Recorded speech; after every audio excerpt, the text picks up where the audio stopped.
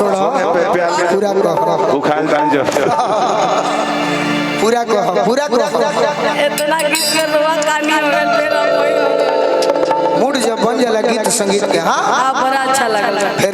से मरी हूँ है रोक के आपका फरमाइश एक लाइन हमारे हो आग्रह बकू हो कहती है कोई दीवाना कहता है कोई पागल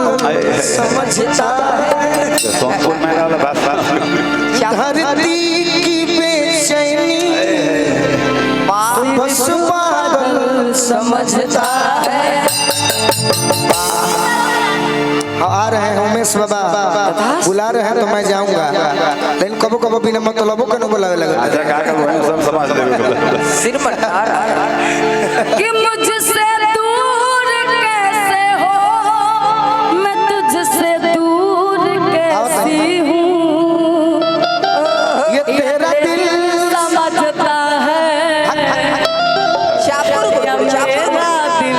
समझ वही रो हम गीत बता देता नहीं मुखड़ा हो गइल बा अंतरे बाकी रहे पहरा परल बा अपना प्यार को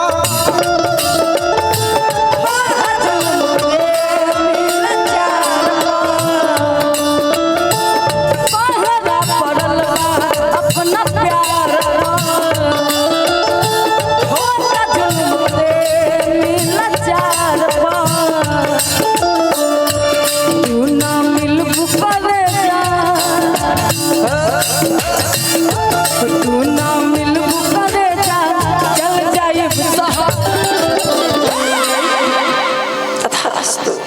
लड़का के बाबा श्री गुप्तेश्वर मिश्रा जी के पिताजी मुखिया मिश्रा जी हमारे के आशीर्वाद दिले बनी खाली हमारे के दिले बनी बाकी तोहरो के दे देते ऐसा के प्यार because honesty is the best policy तारा मिलल लिखे कि हम अपना ओर से देते नहीं इस बुधा है तू न मिलब करे तू न मिलब करे चल जाए सहा मिलत बाबू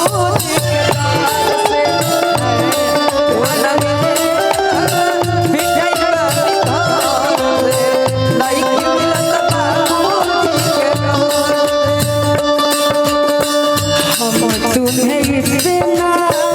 प्यार